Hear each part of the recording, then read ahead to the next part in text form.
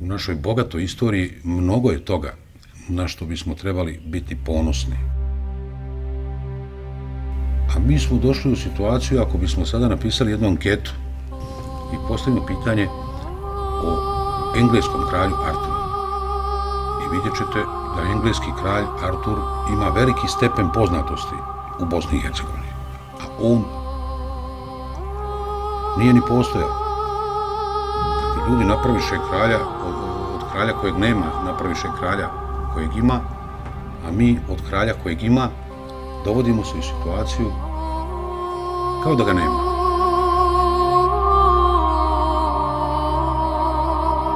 A recimo Tvrtko I. Kotromanić je otac suverenosti Bosne i Hercegovine.